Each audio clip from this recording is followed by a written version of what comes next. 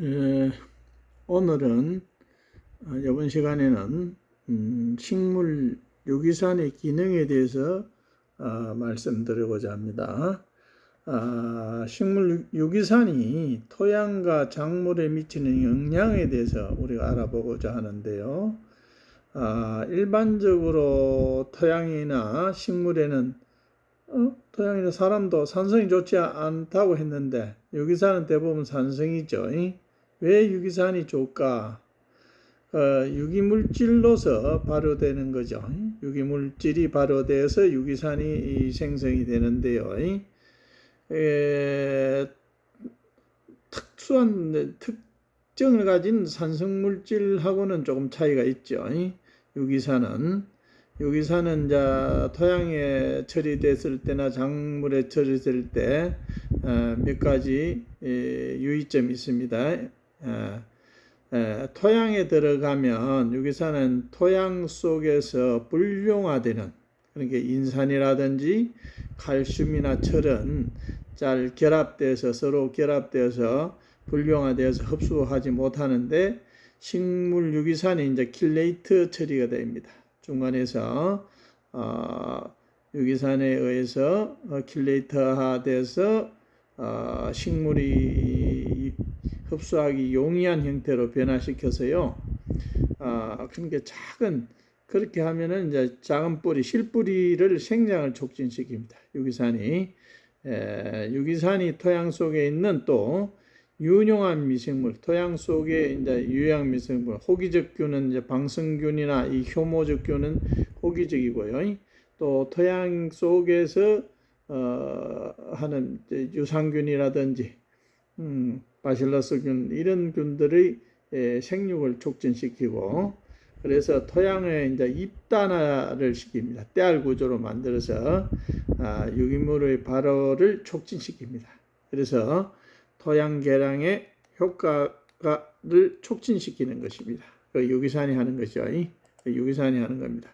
요거는 지금 유기산보다도 딸기의 그 나노비료의 이제 벵글라데시 논문인데요. 나노비료를 썼을 때 연면살포를 했을 때 딸기가 품질이 좋아져서 돈을 벌고 사람도 건강하게 유지할 수 있다 하는 거, 요거는 이제 그림으로 보여준 거죠.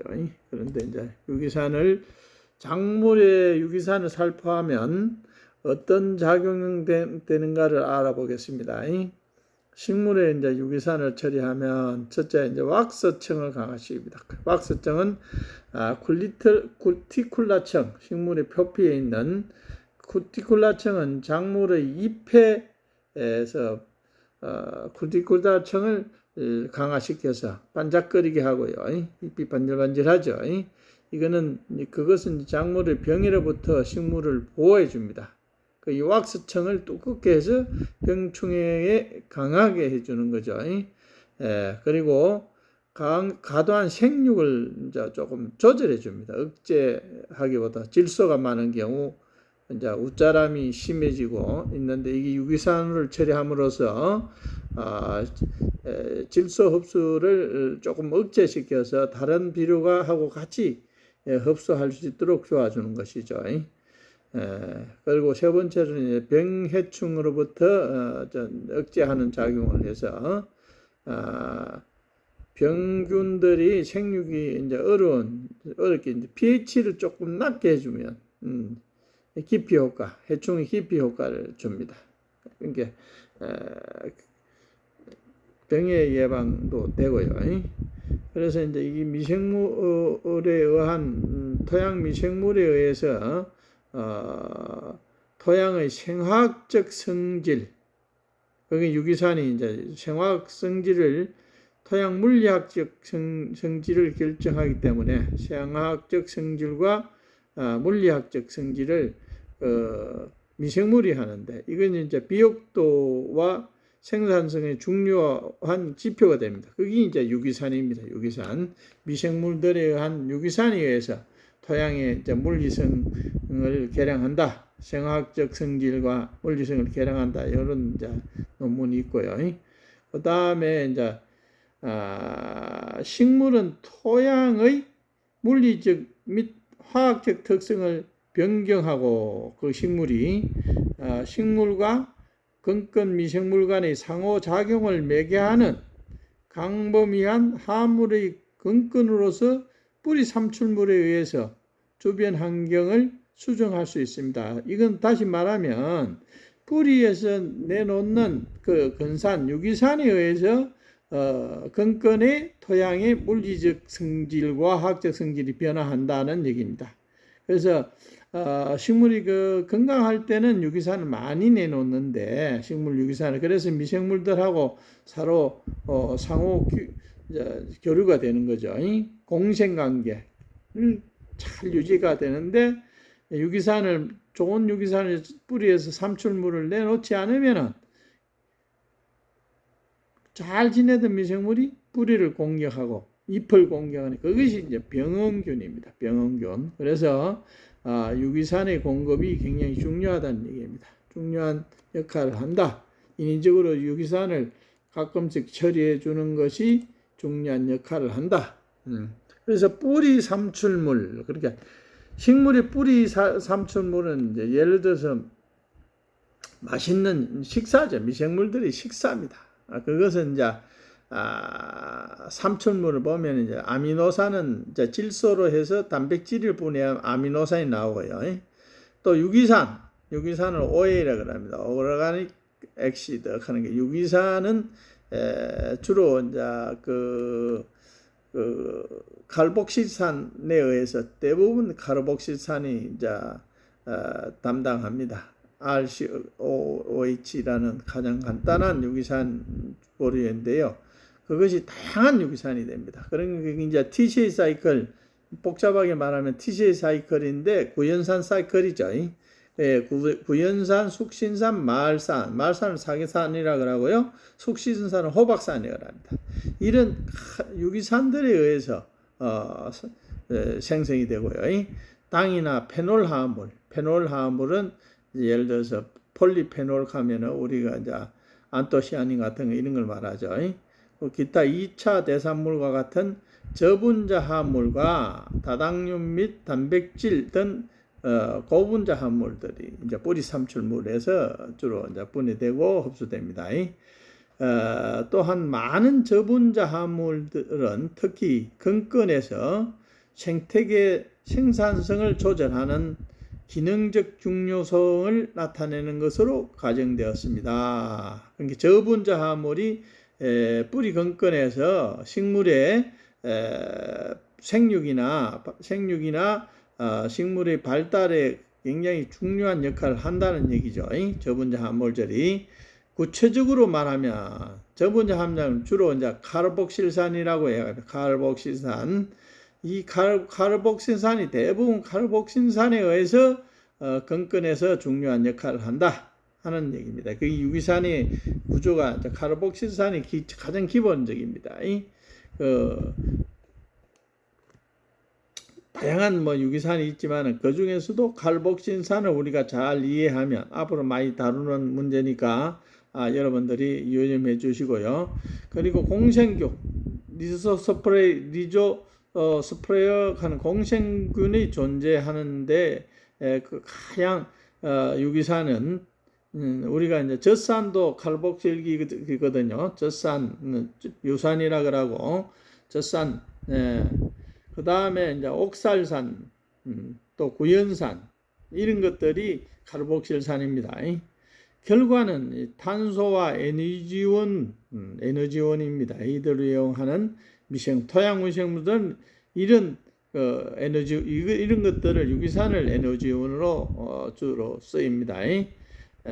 그러면 이제 여기 우리가 말하는 이제 구연산이나 사과산, 호박산은 숙신산이라 그래요. 사과산은 말산이 그래요. 말산 사이클로 가서 포도당이 만들어지거든요. 최후에 이제 말산 사이클로 가서 포도당이 만든다. 포도당이 만들어져야 당도가 올라가고 생육이 촉진된다는 얘기입니다. 사과산, 숙신산을 거쳐서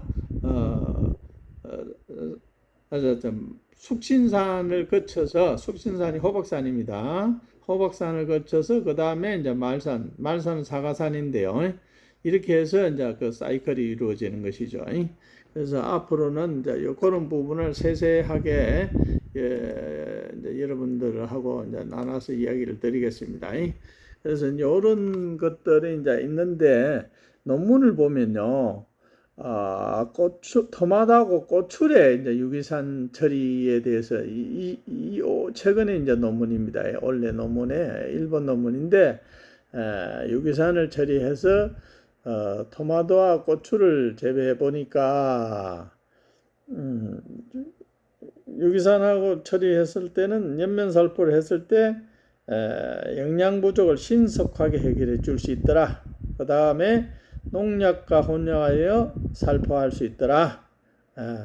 소량으로도 토양 개선, 그러니까 이제 관주를 한다든지 했을 때 토양 개량에도 소량을 처리했는데도 토양 개량에 효과가 있더라. 식물이 빠른 성장 반응이 필요한 경우 효과적으로 칼슘이라든지 미량 요소를 효과적으로 빠르게 성장에 그 필수를 적으로 도입할 때 이것을 연면살포로 처리하는 것이죠.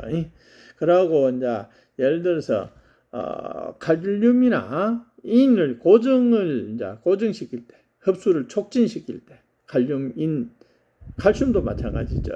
이렇게 할 때 유기산과 같이 결합해서 좋더라 이런 얘기고요.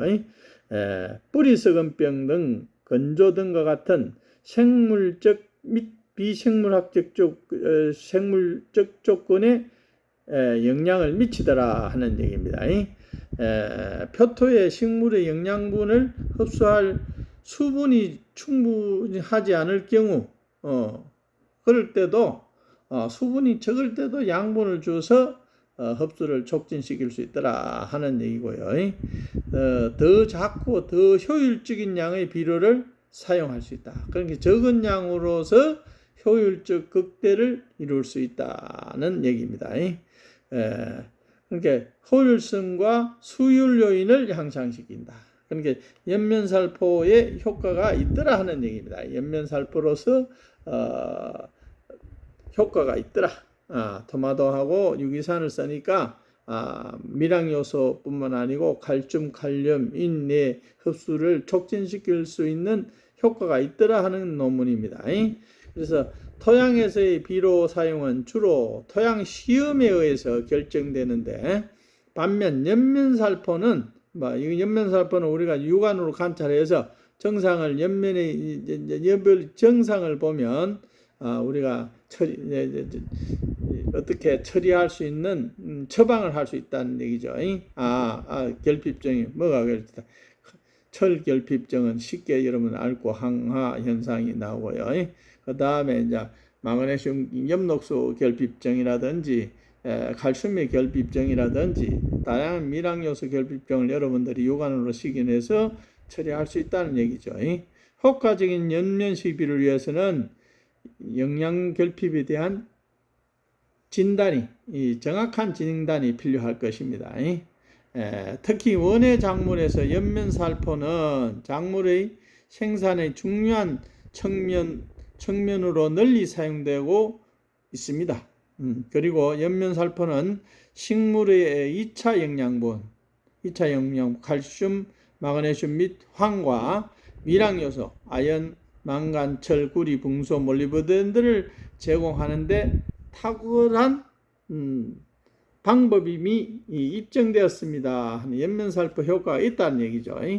그렇게 이제 이 논문이 이제 이고 2002년도 이제 포르투갈 논문에 의하면 유기산의 연면살포가 딸기 식물에 미치는 영향 2022년도에 그래서 여기 그 초제에 초기에 이제 들어서 유기산은 이제 논문들을 보면 유기산은 건건의 철 생체 이용률과 식물 내 철 전이에서 중요한 역할을 한다는 게 2001년, 2년 이 논문에 있고요. 이것들은 철 식물의 대사에 관한 주요 유기산은 구연산은 CA, 시트릭산이라고 하고요. 말산, 말릭산, 그는 말산은 사과산입니다. 사과산과 말산과 숙신산은 여기 당도를 촉진시키는데 효과가 있습니다. 식물의 당도 효과 있는 것은 말산 사이클입니다. 말산, 숙신산. 숙신산을 SA라고 말산을 MA라고 하는데 줄여서 구연산, 말산, 숙신산이 이게 이제 카르복실산입니다. 이것도 전부 다 기본이 카르복실 RCOOH, COOH로 되어 있습니다. 탄소, 산소, 수소로 되어 있는데요. RCOOH로 되어 있습니다. 그렇게 말산은 액포에서 삼투 균형을 제공하고 삼투 균형, pH 조절하고 여기 논문이 그렇게 되어 있습니다. 미토콘드리아의 에너지원으로 작용한다. 말산이요. 미토콘드리아 최소 단위에서 미토콘드리아 DNA는 최소 단위입니다. 거기서 에너지원으로 말산이 작용합니다. 그러니까 결국은 이제 숙신산도 말산 사이클로 가갖고 되는 거, 포도당이 되는 거죠. 그러니까 숙신산은 엽록소 생합성을 위한 탄수화물 골격으로 생합성, 엽록소를 만드는 게 숙신산이 있으면은 엽록소 생합성이 잘 된다는 얘기죠. 그래서 전구체로 켈빈 주기, 켈빈 주기 이제 구연산 사이클에서는 이제 숙신산이 말산으로 전환됩니다. 그래서 포도당으로 전환되는 거죠. 철결핍 조건에서 구연산 및 말산 농도는 일반적으로 많은 식물종 및 기관에서 증가합니다. 그러니까 철결핍하면 구연산, 말산, 호박산 이런 것들이 유기산들이 줄어든다는 거예요. 만들어서 낼 수 없다는 얘기입니다. 이 논문들이 많습니다. 지금 15년까지 논문들이 쭉 있죠. 철결핍에서는 생육이 부진하다 이 말이에요. 유기산 생성이 적어서 그 에너지를 만들 수 없는, 결국은 포도당을 만들어서 잎에서 녹말 형태로 저장된 포도당을 각 기관에서 흡수할 때 그것이 결국은 구연산 사이클로 이제 가는 거죠. 그러면은 다시 이제 말산 사이클로 가서 마지막에 포도당으로 다시 전환되는 건데요. 이건 철결핍 식물의 신진대사에서는 카르복실산염 같은 이제 철결핍에서는 이제 카르복실산, 아까 말했죠. 호박산이라든지 사과산, 이런 것들, 구연산 이런 것들은 복숭아라든지 배라든지 키 과일, 오렌지, 이런 딸기, 이런 작물들이 엽록소가 결핍증이 온다 이런 얘기입니다. 식물 잎에 카르복실레이트를, 그래서 이제 엽록소가 결핍하기 때문에 이때 이러한 물질들을 유기산을 처리하면 화합물의 뿌리 삼출물을 통해서 미네랄 흡수를 증가시킬 수 있다 이런 얘기고, 이 유기산을 흡수를 하면 뿌리 쪽에서 미네랄 흡수가 촉진돼서 다시 재생을 한다 이런 얘기입니다. 그래서 유기산이 처리가 효과적이다는 이야기입니다. 옆면 처리에 대한 반응으로 카르복실레이트, 칼복실산 이것을 옆면 살포를 하면 카르복실산이 증가되더라. 식물에서 카르복실산이 뭐라 그랬어요? 카르복실레이트 산들은 아까 말하는 사과산, 말산, 호박산, 숙신산이고요. 이런 것들, 구연산 이런 것들이 증가되더라 이런 얘기입니다. 옆면살포 처리하니까. 그러면 다시 말하면 옆면살포로 통해서 그 사과산이나 말산이죠. 그러니까 호박산이나 이런 구연산 같은 이런 걸 처리해주면 효과적이다 이런 얘기입니다. 그러니까 구연산, 최근에 구연산은 구입하기가 쉬우니까 구연산 처리를 옆면살포를 많이 해요. 근데 그것은 한 가지 이 물질을 많이 처리하는 건 좋지 않습니다. 그러니까 사과산도 넣어주고 말산, 호박산도 한번 넣어주고 구연산도 해주고 이런 형태의 골고루 주는 것이 중요하다. 토양에서 미네랄을 흡수하는 이러한 삼춘물의 역할은 잘 알려져 있습니다. 그리고 닐리움, 이제 백합가스도 말산을 살포하면 잎의 엽록소가 증가하고 탄수화물 분할이 지하 싱크에 유리하도록 변경되었습니다. 말산 처리하니까 좋더라 이런 얘기입니다. 닐리움, 백합 같은 것도. 또 다시 말하면 철과 시너지 효과가 있다. 철 흡수를 촉진시킨다. 그러니까 구연산하고 이제 예를 들어서 구연산 항산철하고 구연산을 처리하면 효과적이다 이런 얘기입니다. 항산철을 구연산하고 처리하면 효과적이다. 철 흡수가 조장된다는 얘기입니다. 오염된 토양을 정화하는데도 좋더라 이런 얘기고. 그래서 이제 딸기에서 이제 예를 들어서 철결핍증이 왔다. 그래서 이 논문에서는 딸기에 대한 철결핍증에 효과적으로 이런 카르복실기를 갖고 있는 유기산을 쓰니까 굉장히 효과적이더라 이런 얘기입니다. 그래서 이제 결론적으로 이 논문에서 이제 보면 이 연구에서 나타난 데이터는 철결핍 백화증이 생기죠. 백화 증상이 어린 잎에 숙신산이나 능금산, 구연산 이런 걸 숙신산, 호박산 말하고 능금산, 사과산입니다. 이걸 처리하면 새잎에서는 엽록소가 높게 나타나고 묵은 잎에서는 천천히 나타납니다. 이게 바로 나타나는 것보다는 천천히 나타납니다. 묵은 잎에서는. 그러니까 이러한 카르복실산을 철결핍 항백화 식물에 추가하면 새로 출현한 잎에서 엽록소 수준을 증가시킨다 이런 얘기입니다. 이러한 결과는 내부의 철에 대한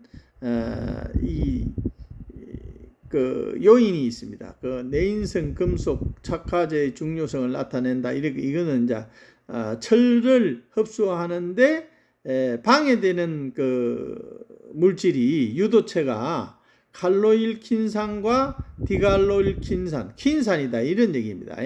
그것이 철결핍하고 연관이 있더라 이런 얘기입니다. 그러니까 이것도 이제 딸기 잎에서 발견되는 총 48개의 대사산물 중에서 2개가 문제를 일으키더라. 철결핍이 오면. 그럼 주로 이제 킨산이나 킨산 이거는 이제 예를 들어서 킨산 같으면 아로니아 같은 경이 이제 잎에 많은데요.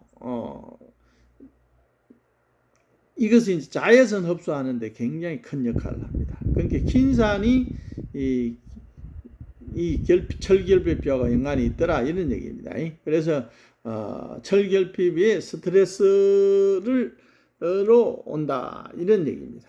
그래서 결론적으로 말하면 식물 유기산을 처리하는데 굉장히 유기산이 식물의 생육에 촉진을 시키는데, 그리고 이제 미량 요소라든지 칼슘이라든지 이 칼륨이나 인을 흡수하는데 유기산이 굉장히 큰 역할을 하더라. 식물 유기산의 중요성을 오늘 처음 이제 말씀을 드립니다. 그래서 지금 좋은 고급 영양제들은 대부분 좋은 그 유기산을 가지고 쓴다 이런 이야기입니다. 여러분들이 쓰는 고급 영양제들은 좋은 유기산과 결합된 유기물질과 결합된 요소, 그런 게 이제 인이나 칼슘을 처리하는 겁니다. 그러면 유기산이 앞으로 여러분들의 그 농사에 도움이 되는 그런 작용을 할 것이다 하는 것을 오늘 말씀드리고자 합니다. 감사합니다.